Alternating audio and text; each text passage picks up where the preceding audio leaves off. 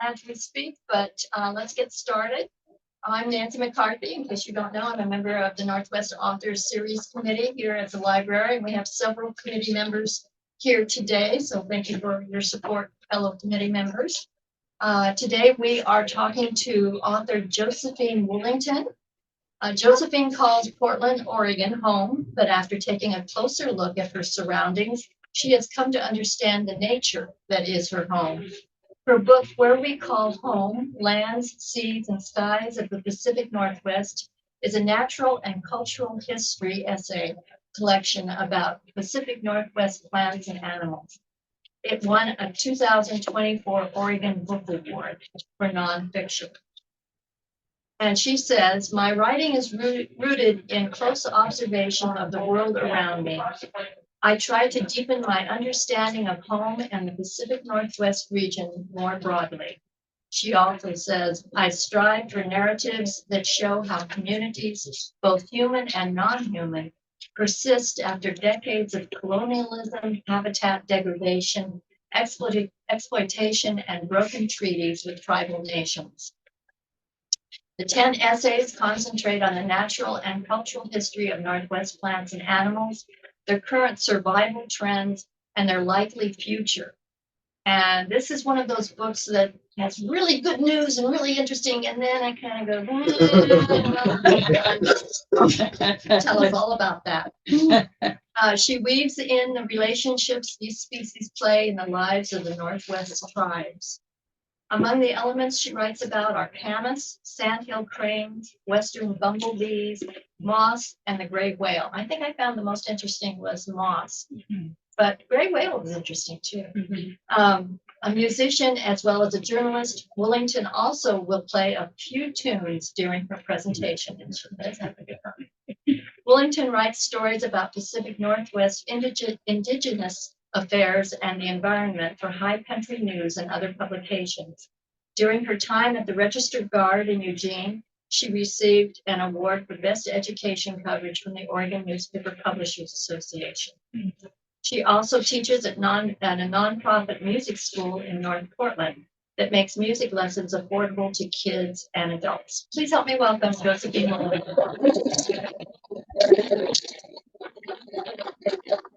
I actually think I will start with a song. I've never done this at a book talk, so thanks for asking me. And I will preface it, I'm not a guitarist, but I have been playing in the last few months, so forgive the mistakes. But I wanted to start with this song because it's about, I wrote it about the Columbia River this summer. So, and I'm from Portland, and I grew up in St. John's, so near where the Willamette and the Columbia meet.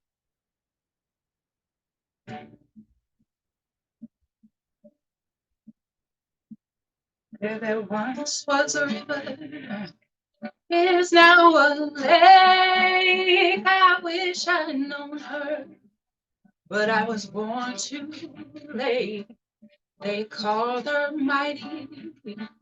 Roll on, all her myths, all her power. They're just memories, they're gone. Anything you'd ask for, she would gladly give. She could provide you with enough to live. That big, big river, each one of flows, though she looks different now, her path she still knows.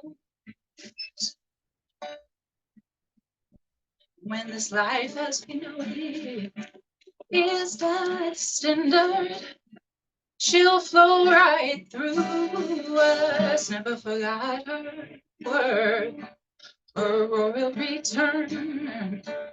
And her miss will too. She'll keep on running from the sage to the spruce.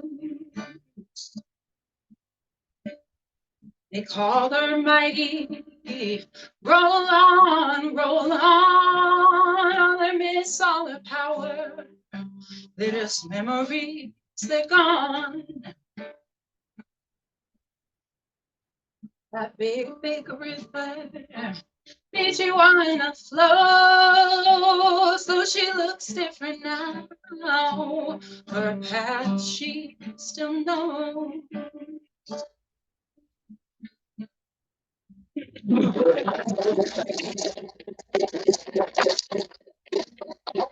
And my partner, whose guitar this is, Adam, he'll be playing later. So that's much better.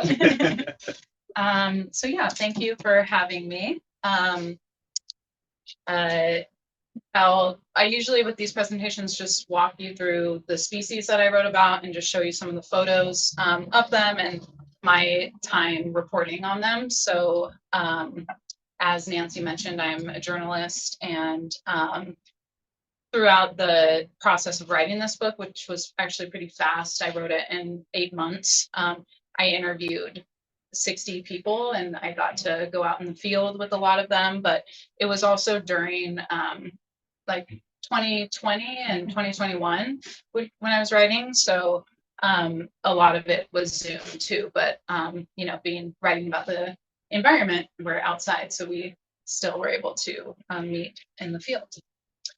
And the illustrations in the book were done by artist also in Portland. His name's Ramon Shiloh, and he's a native artist and a chef as well. He cooks with native ingredients and works with youth on food sovereignty. And so these are just some of the species: the coastal tailed frog, camas, gray whale, clouds, western bumblebee, and the Olympic marmot. So this, I'll read a little bit from the introduction. This is not a great photo from a plane, obviously, but it's one of just a moment that stands out to me flying over the Willamette Valley. You can see Portland right around here, and then those are the West Hills. And then beyond that is the Coast Range, like the most faint silhouette. And so I just love this view of above my home to place me in the landscape. And I often think about that, like where I am in the landscape, like what watershed I'm in. And I've been thinking about water a lot too, because I'm writing a piece about where streams used to flow in Portland, and just noticing like the hills and the dips in a city, and that those are evidence of water. And in Portland, the Missoula floods came through and deposited a bunch of sediment. And one of the like prominent features in Northeast Portland, close to where I live, is the Alameda Ridge. And that was deposited from the Missoula flood. So it's just a big gravel bar. And it's just those things that we drive over all the time getting from work, but don't, think about like what is below us. So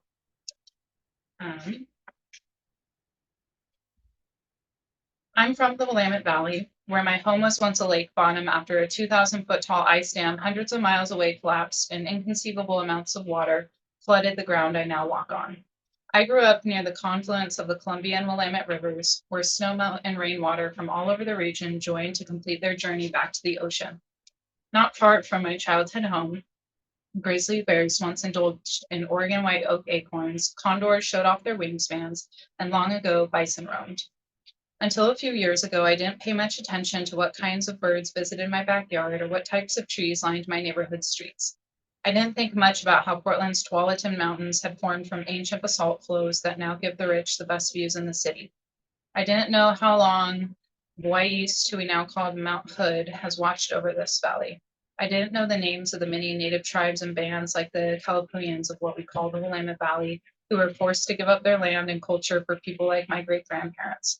I knew next to nothing about their relationships to native plants and animals. As I got outside more and befriended wildflowers, trees, glaciers, birds, and rocks, I realized how little thought I had given to the processes that create our landscapes. I never wondered where native species came from, how long they've been here, or what makes them unique. I didn't hike until after I graduated college and never owned a pair of Keens or any earth-toned clothing until a few years later, which I always say I still don't really hike in cheetah print. I've always known, though, from visiting the Oregon coast and Columbia River Gorge as a kid with my family, that waterfalls and big trees within 30 minutes of my home are the kind of friends who give good hugs and listen deeply. Clouds and saltwater remind me of something bigger than our day-to-day. In the last several years, my journalistic curiosity prompted many questions and inspired me to deepen my shallow understanding of home. I wanted to learn about native plants and animals to connect with something real, especially when so much of our digital world distorts concepts of time and place.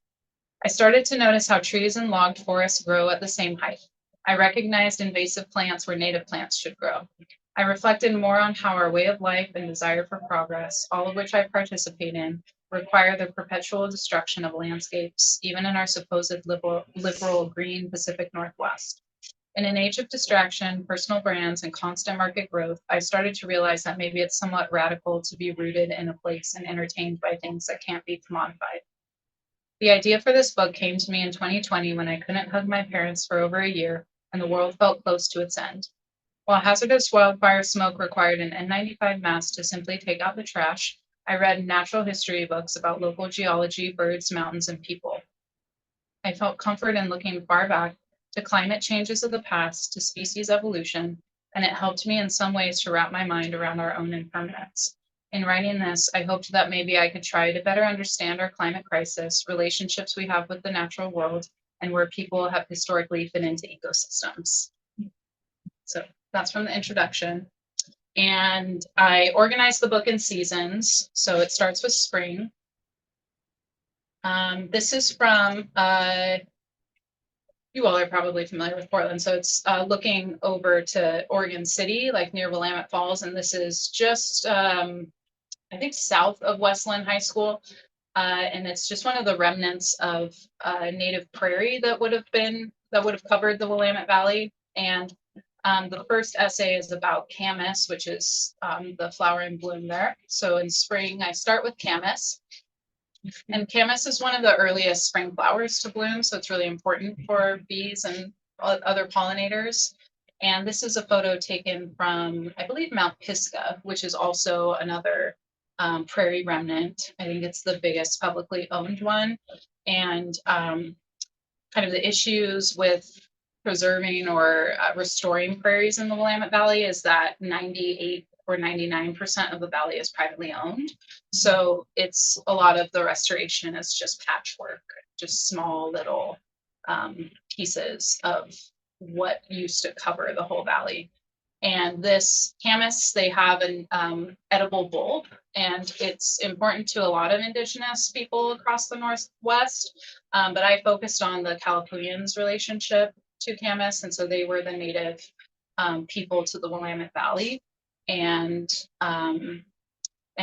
also in the chapter, I focus on Grand Rana efforts to also reacquire their land, and they've been doing a lot of great restoration. And that's just another photo of Mount Pisgah. You can see the oaks, Oregon white oaks in the background. And one thing that I've been learning is just kind of how to see colonization on the landscape. So here, there's a lot more trees than there would have been. The Calapooians and other indigenous peoples cleared their the prairies with fire, annual fires, and they would, like, reports have described the fires as like burning the entire valley.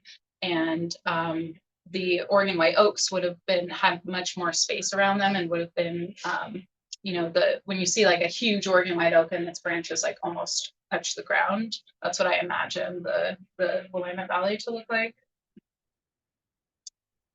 So the second essay is about sandhill cranes, and apologies again for the kind of bad photo quality, but I like to show you the individuals who I saw.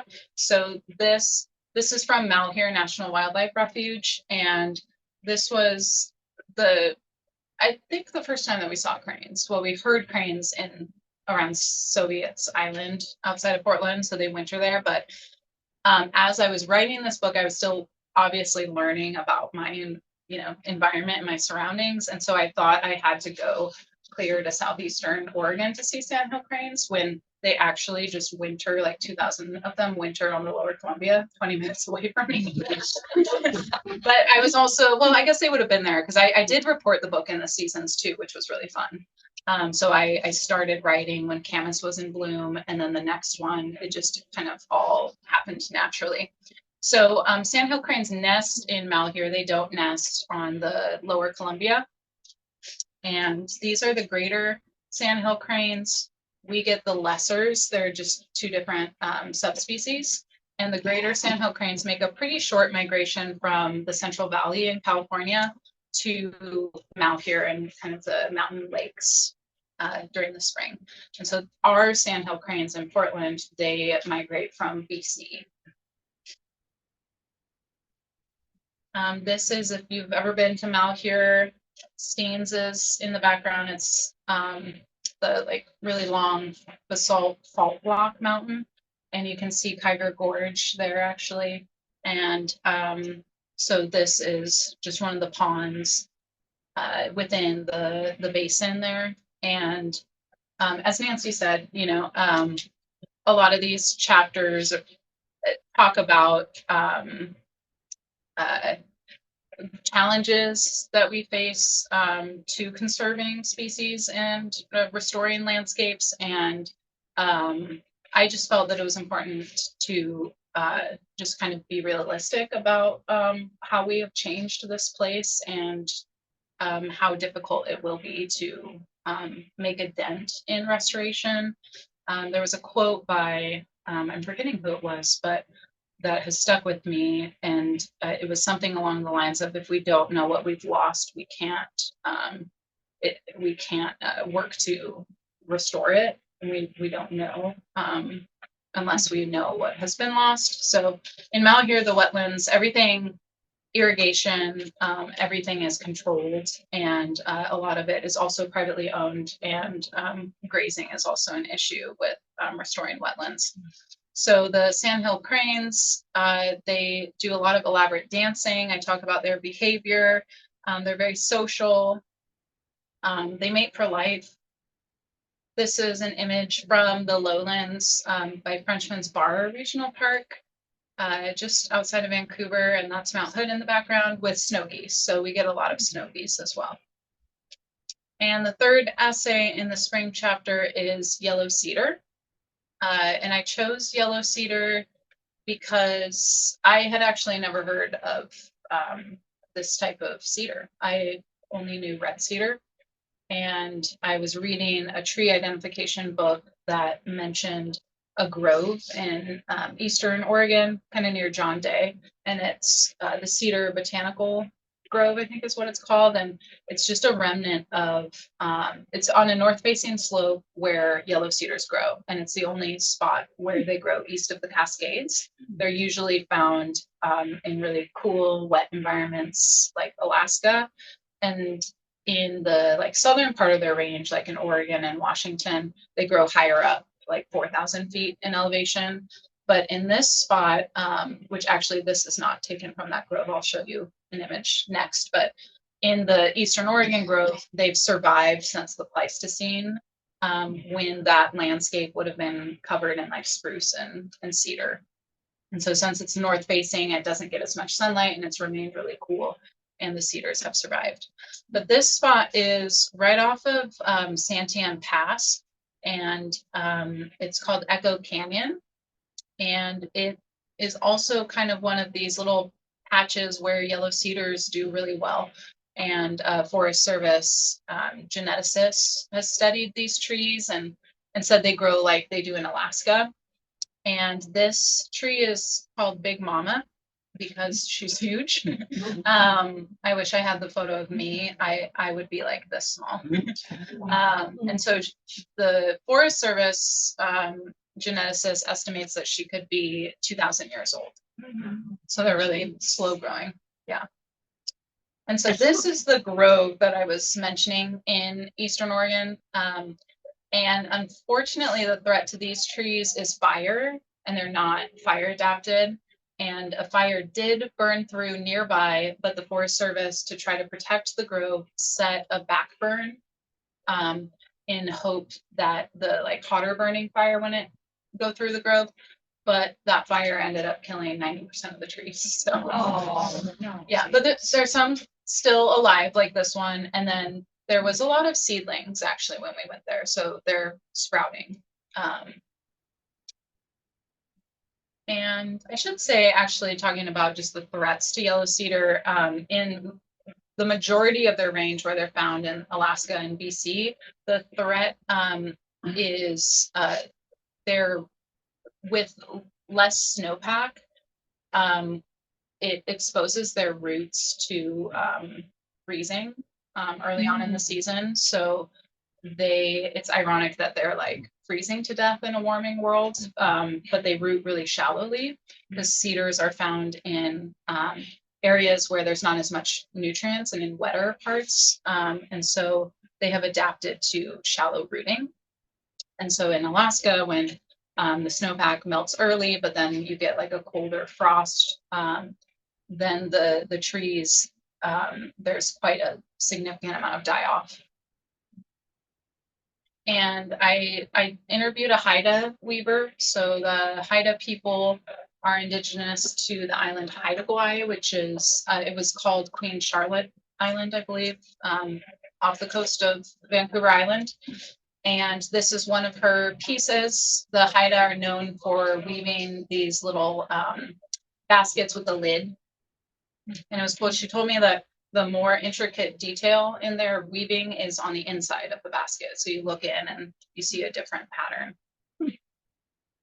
And she comes from a family of weavers, famous weavers, Charles Edenshaw, and his partner wove the hat, which I believe is actually spruce root. And then he painted the frog design on the top. And then the Haida, the Tlingit, and the and the Shimshim are known for weaving these chilkat blankets. So they're the equivalent, she was telling me, to making a canoe. So they take years and years of practice and mentorship. And so she has worked on a chilkat blanket, the artist I interviewed, but this isn't one that she made, but this is just what the Haida art looks like. So for summer, I cover the western bumblebee, coastal tailed frog, huckleberry, and Olympic marmot. This is right under Mount Ashland in Southern Oregon. So right where the PCT cuts through. And I went on a bumblebee hunt, which was really fun. I dragged my sister along. I'm also terrified of bees, so it was a good kind of exposure therapy. And the U.S. Fish and Wildlife has been surveying this area since the early 2000s, trying to find western bumblebees and another bee that's thought to be extinct called Franklin's bumblebee. And you can't hear this photo, obviously, but if you were there was tons of buzzing. There were so many bumblebees. I've never seen that many bumblebees, but there was no western bumblebees. So they have suffered from commercially raised bees escaped into the wild is what scientists think. And then they infected the native bees with a disease. Yeah. And so the western bumblebee would have been one of the most common bumblebees around here, and would have been in the coast too. And one researcher hasn't found them in the Coast Range in a long time. But during the survey, I wasn't there that day, but they did find one western bumblebee, I think the next day. And that's my sister. She's also a journalist. She won a Pulitzer Prize. And then that's me in the brush. And so this was the only species that I didn't see when I was writing, except I finally saw one once I was done with the book, and this was an eagle cap wilderness. So that's actually eagle cap. And the western bumblebee is really distinct because it has a white butt and yellow shoulders, and it's really the only bee that has a white bottom. And so we were just kind of hanging out in this really pretty meadow, and Adam was like, "Western bumblebee," and of course, freak out, drop everything, and that's wild onion. And we actually had some of it for dinner. And then I saw a western bumblebee again this year in the Enchantments, and I was just hanging out on this rock and like scared because I heard buzzing, and then I looked, I'm like, oh my gosh, it's a Western bumblebee. So they're around. They're just they're restricted to alpine areas because they, like every species I write about, has suffered from habitat loss. Pesticides also is a really big issue for pollinators. So they are found around Mount Hood too, like Timberline Lodge, Mount Hood Meadows, and then the Wallowas. They're in like Colville National Forest as well. So this is the coastal tailed frog. I went out to Mary's Peak. That's where they're found in the Coast Range and also in the Cascades. And they're just such a funny little frog. They can't see, they can't speak, and they can't hear. And so they adapted all these traits because they are found in like really fast moving streams. So they don't really need to hear and they don't need to see. They just kind of find mates in each other through chemicals. And so they also are the only frog species with a tail.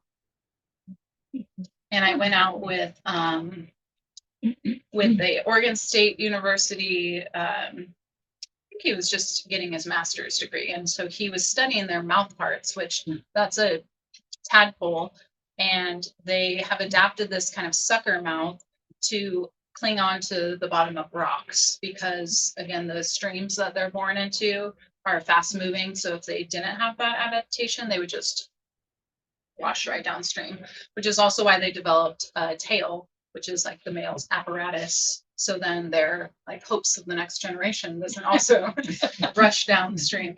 And so this is from a stream on Mary's Peak called Parker Creek. And we just kind of walked up this stream. He had me walk in a culvert and we were just kind of flipping rocks, and we found some young coastal tailed frogs and a few adults too, which was fun. And they're threatened by logging. Of course, when you clear cut, the stream temperature increases and they need cold water, I think like 62 degrees maximum. Otherwise, they'll die off and can't survive. And so that's one of the adults. We saw adult males. So you can see his tail. And then that's another one. So I chose the species because I mean, this one, a lot of them are not, animals that I really knew about, but their natural history tells the story of, logging in the Coast Range and the threats that it has not only to, fish, but also amphibians like the coastal tailed frog. And I should also say they're a really old frog species too. They're like the sister species to all frogs. So they have their own little branch on the evolutionary tree.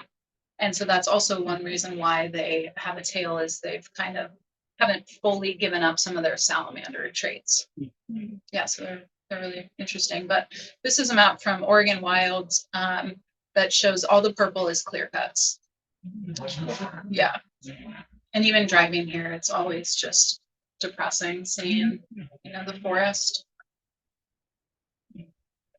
So the next one is Huckleberry.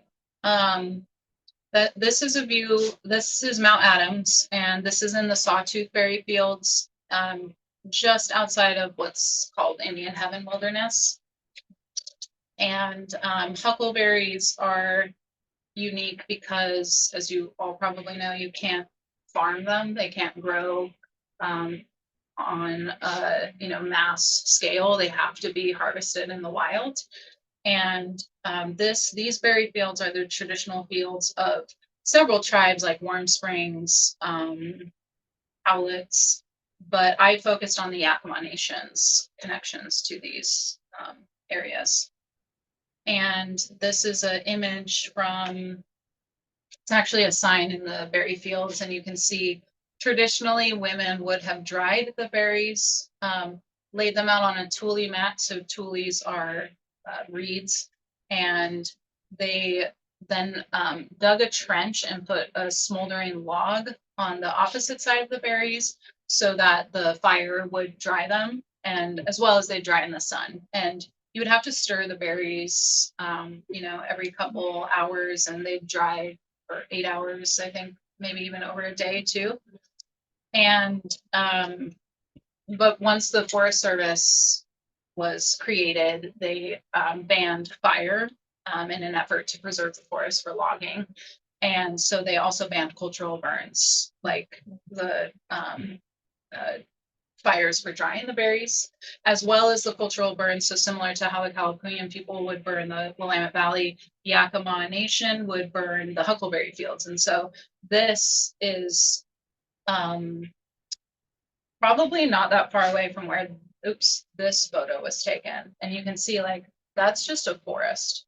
So that was way more open. And there's other photos. I actually should have put them on here, but it's a pretty stunning difference. This is an image of, it looks like nothing, but it's one of the trenches. So I went out with an archaeologist who had worked on the Gifford Pinchot for 30 years, and you can kind of see the land, like there's a little bump, and that's the trench would have been where the log was, and then on the opposite side is where they would have laid the tule mats. So I love going out with people who can tell me stories of the landscape, and for me, I would just walk right past that and not know that that's a cultural site.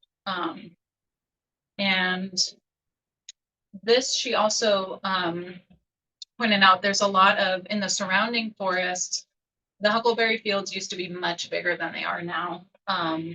And you could kind of see where the fields extended because the nearby forest would have these cedar peels. So they're called culturally modified trees. And like when the Haida people would gather cedar bark to weave, this is how they would do it. And they do it at a particular time of year in the spring when the sap's running, so that it doesn't damage the tree, and it can continue to live with just this little scar. And so the Yakima women would go and peel cedar bark and make more baskets to gather berries. And I'll just mention in my essay, I talk about it a bit, but I'm working on another story for High Country News about huckleberries and the Yakima Nation's issues with commercial picking.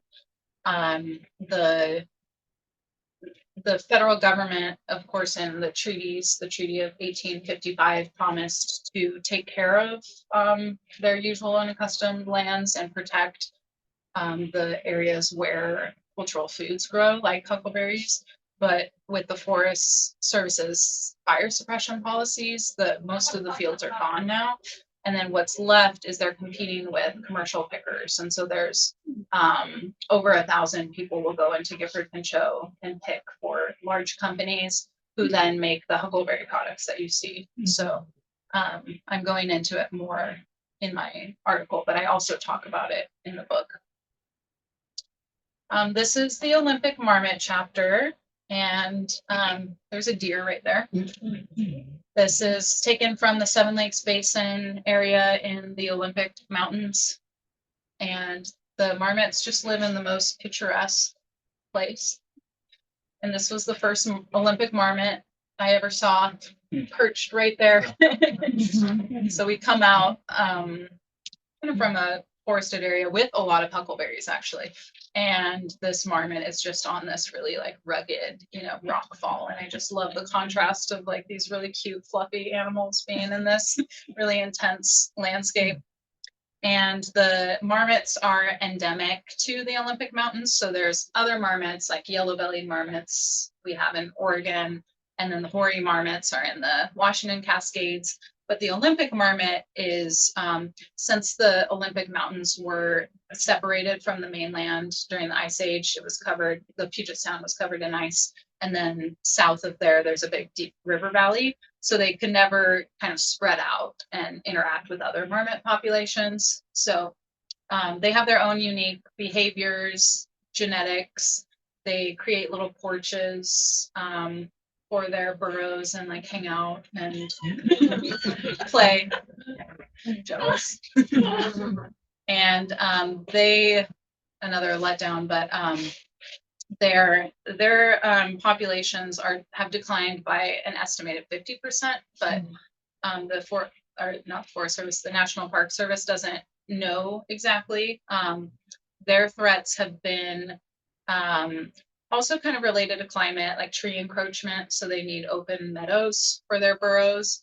But they've also been affected by the logging in the lowlands. So the logging has, and the extinction of the great wolf. So that has allowed coyotes to come up into the mountains, and they are just easily able to feed on marmots because they never evolved with like canine predators, because wolves wouldn't have gotten as high up as they are in the mountains. And so they're just mostly used to cougars and eagles.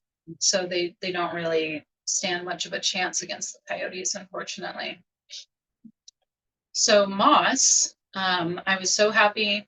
My dream came true to go to the Hoh rainforest with a moss researcher. And if you've ever been to the Hoh, it's just incredible the amount of moss there. It's like this photo you can see, but you just have to see it in person. The big leaf maples are just draped in moss. And so moss, I guess its ecological services are, it retains moisture and keeps the forest moist. And also when moss falls down on the ground, it has nutrients, and so it transfers those nutrients to the soil. It also, is nesting material for a lot of animals. Tardigrades live in moss, and the marbled murrelet needs really mossy branches to nest as well. And so these are the researchers at Puget Sound University. Her name's Carrie Woods, and she's studying kind of like the succession of moss. So when, say, forest is regrowing after logging, what moss species is the first to grow and why. And she's found that moss is like very particular. Like some species will only grow vertically, and then some will only grow horizontally. And so they each just have this particular niche that they fill. And on a big leaf maple, oh, I don't have the photo, but like that sample of moss probably has, like 10 different species. And on an average tree in the Hoh, at least, there's like 35 different species. Wow. And it's really cool. If you actually look, you can see just how the leaves are different. And, the different species have different shaped leaves, different coloring. You can also see on that kind of sample how thick the mat, the soil that they create. So they don't have roots, and they just attach onto plants. And so over time, when they decompose, they create their own soil. And there's the big leaf maples have evolved to have what's called adventitious roots, where they're like big roots, like this big, and they go up and root underneath the moss mats. And one researcher thinks that the tree is getting nutrients from it, but she doesn't for some reason. I don't know. Okay, so the next one is clouds. Being from Portland, of course, in Oregon, we all have a relationship to clouds, I guess the western side of Oregon. And this is an image from the Pearl. I met up with an artist who draws clouds, and we just kind of had this lofty conversation about clouds and what it all means. And but clouds for me, it was when everything shut down, Adam and I took a cloud appreciation society Zoom class where we just learned how to identify all the different types of clouds. And it was just eye-opening to, just start to pay attention to what you're seeing in the sky. And in the shutdown, it really allowed me to kind of think beyond my immediate world. And so this is an image from High Camp on Mount Adams.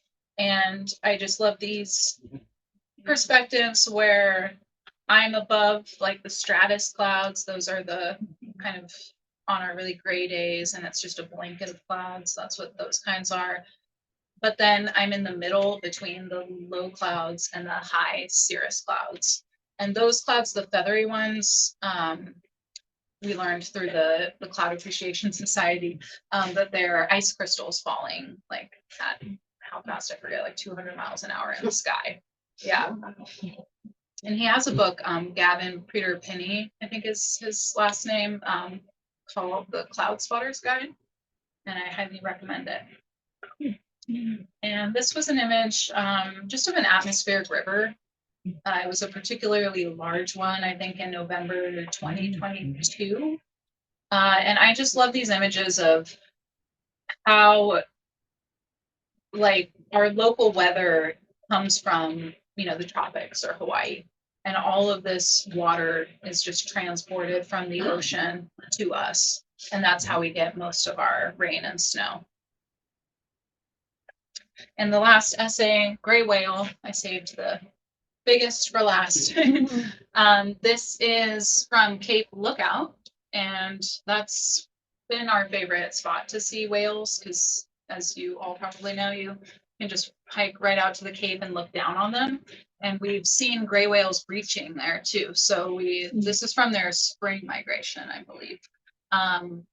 And yeah, so the whale chapter talks about, like all the essays, I talk about like the animal biology and just fun facts about them, but then their connection to people. And in this chapter, I wrote about the macaw and their connection to gray whales. So the macaw tribe is indigenous to the very northwesternmost point of Washington, so in Cape Flattery, Neah Bay.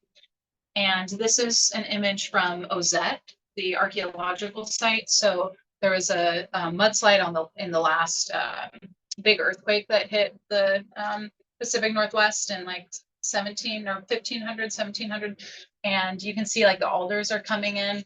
And so that used to be a village site right on the coast. And they found, tons of artifacts and entire villages like plank houses were preserved under the mud. It was excavated in the 70s, and they found tons of whalebone, bowls that still had like whale oil and seal oil on them.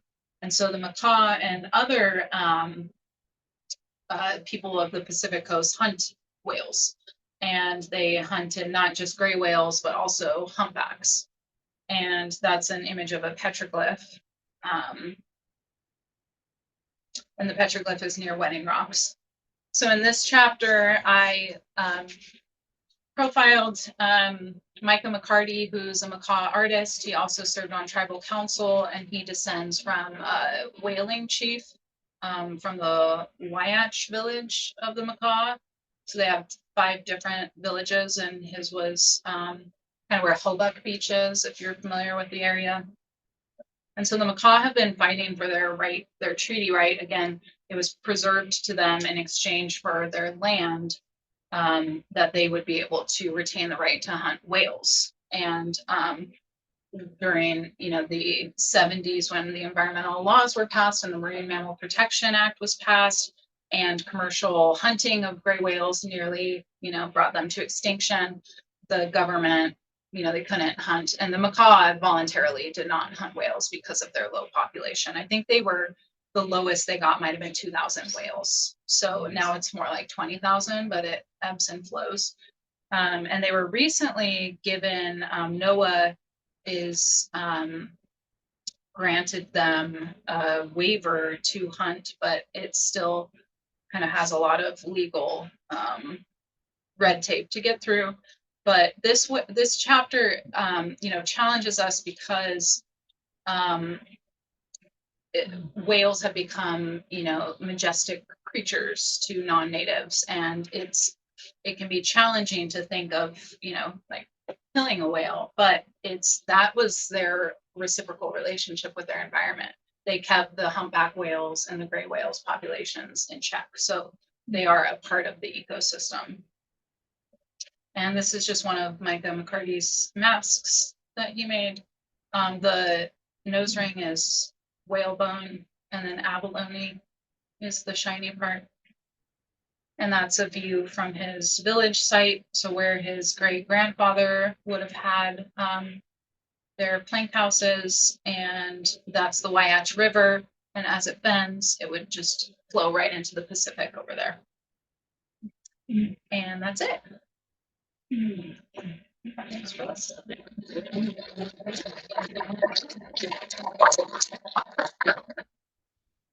Should we do questions and then? Sure. Or you want to play another song? Do you want to play it first? I sure don't mind. Okay.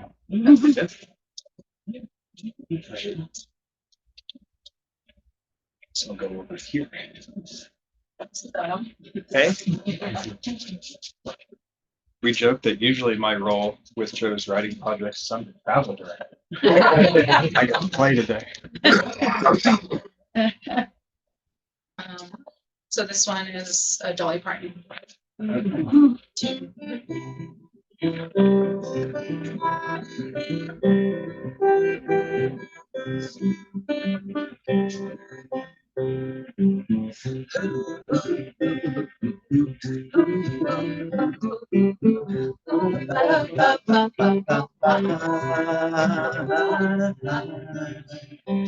Oh, sometimes I go walking through fields where we walked long ago in the sweetest spring.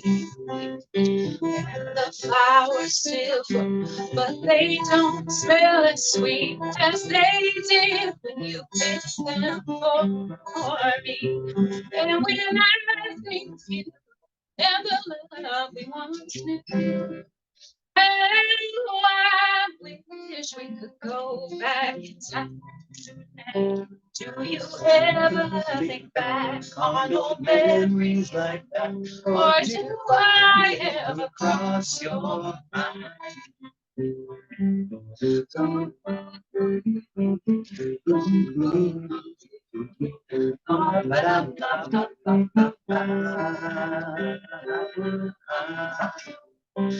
Oh, how often I wish that again I could kiss your sweet lips like I did long ago. And how often I long for those two loving arms that once held me so gentle and close. And when I think of you and the love we once knew. I wish we could go back in time. Do you ever recall these old memories at all? Or do I ever cross your mind?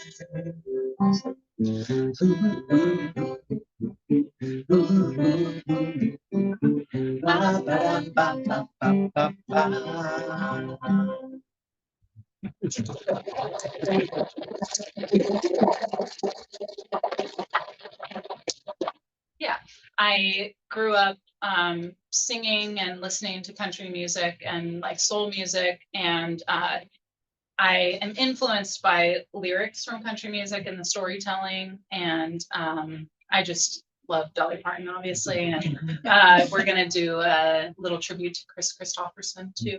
Another one. Take the ring from your tail, shaking the loose, let it run. Playing soft against my skin, like the shadows on the wall.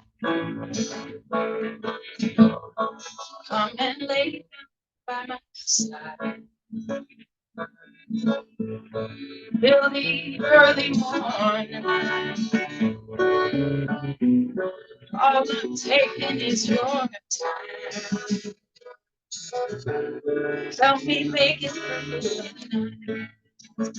I don't care who's right or wrong.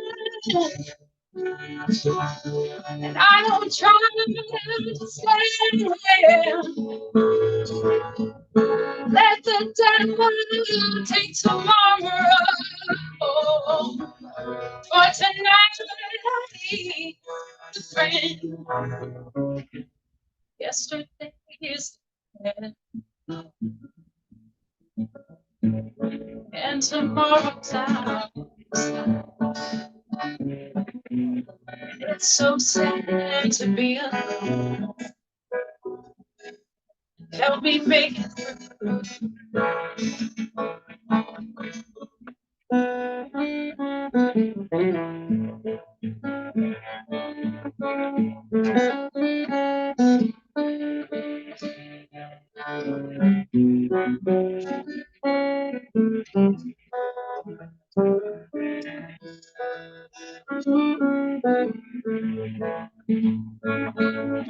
Well, I don't care who's right or wrong. I don't try to understand. Yeah. Let the devil take tomorrow. For tonight I need a friend. Yesterday is dead. And tomorrow's outside.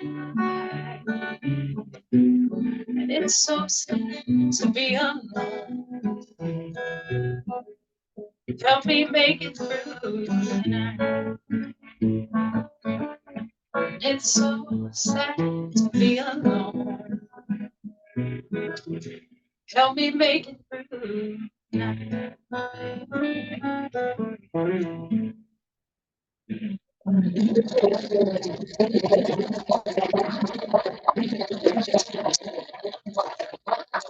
Do you have any questions? Maybe. I have spruce in my backyard on the north end of Cambridge. And moss is hanging down, that really light green stuff. My husband, who is no longer with us, he was taking the moss and making tinctures out of it, attempting to make tinctures. I don't know much about what he did research on the plants and things. What do you know much about that moss, that particular moss? Probably, are you talking about like Usnea or like the witches or I don't witch's know what beard? it's Yeah, called. there's like it's that light yeah, green, probably that one. very light green. Yeah. Old man's beard. Yeah, old man's beard. Yeah. It's called old man's beard. Okay. Yeah. Yeah, I don't know. I know that moss is, can be edible and lichen, like black lichen. You can eat. But there's a book, it's a Douglas Dewar, I think. Yeah. Yeah. Foraging the Pacific Northwest. Oh, Yeah. okay. I bet that would have information. Okay. Yeah. Okay. Yeah. You got that book? I might have it. Bob might have that. Her photographs are in there. Oh, really? Hey. All right. She doesn't like to be famous. That's awesome. Yeah, that black lichen makes a nice paste. Yeah, yeah, we had it this summer. Yeah, it's good. Anybody else? How did you hook up with these experts in this? Yeah, I guess my process for starting each essay is to try to just read as much as I can about it, and try to find the person.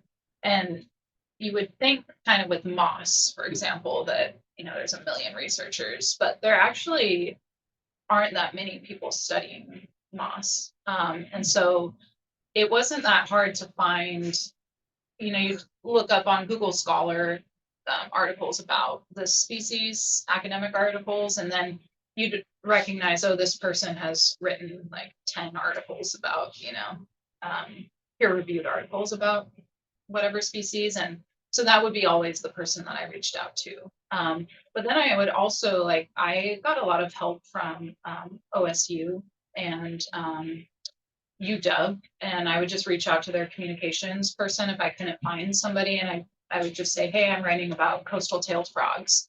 Because that was one that was kind of hard to find someone. There was a researcher who did a lot of work, but he was retired and had been retired for several decades. And there, yeah, it didn't seem to be, there wasn't much new research about them. So I just reached out to OSU and they connected me with the graduate student who I followed. So they would just connect me with researchers, and then government agencies were pretty good too.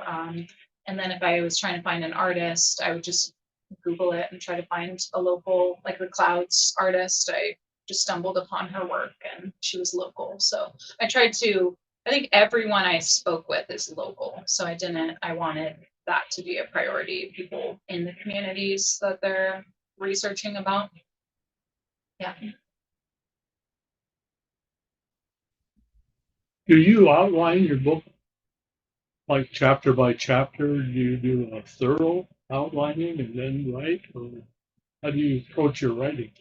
I don't typically do thorough outlines. I think I really visualize the story in my mind, which can be hard once you have, massive piles of information and hours of reporting, and then you're like, how do I put this into a cohesive narrative?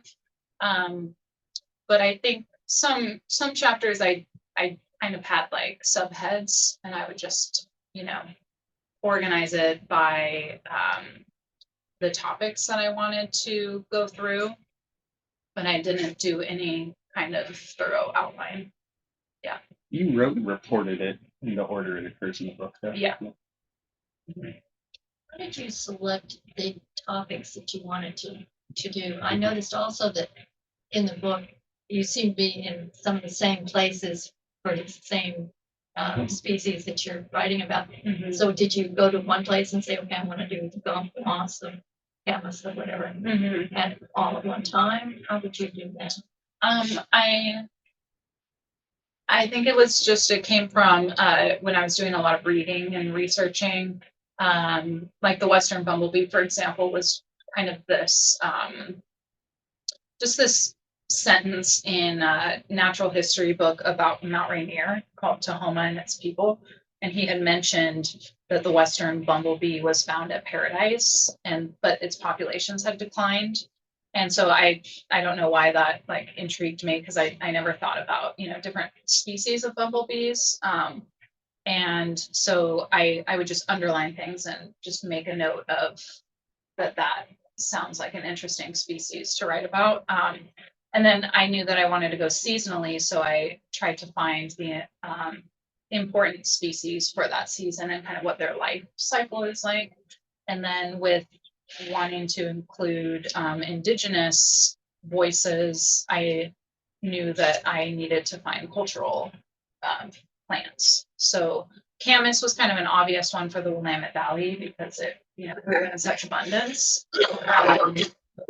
But yeah, I also wanted to write about 13 topics, but only 10 made it into the book because I ran out of time. So I wanted to do glaciers and coyote and Granite. that's right, yeah, granite, which would scare me writing about geology. So I was happy to put that one away. Yeah, but yeah, the species just came to me reading, and then my effort to try to choose one that could tell like broader stories of people and landscapes.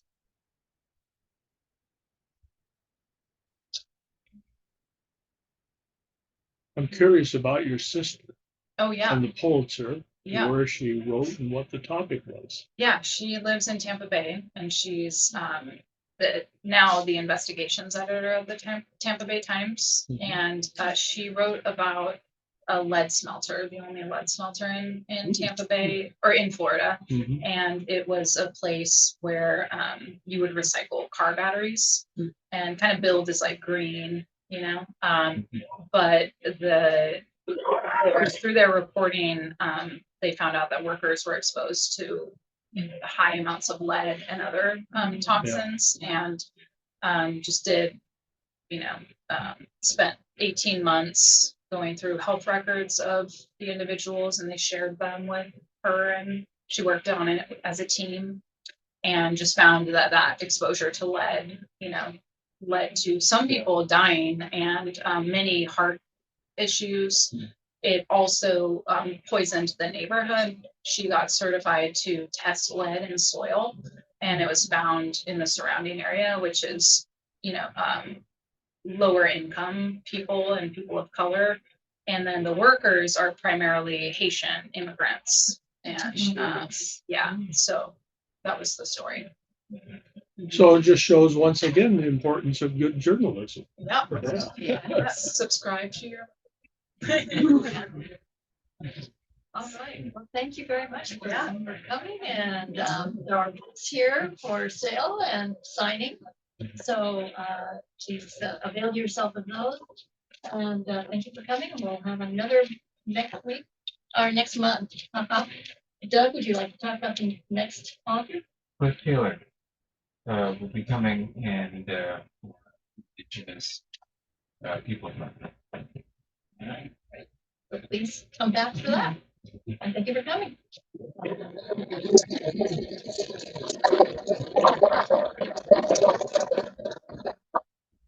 We should do it. Thank you, Josephine. Thanks for having me. Absolutely.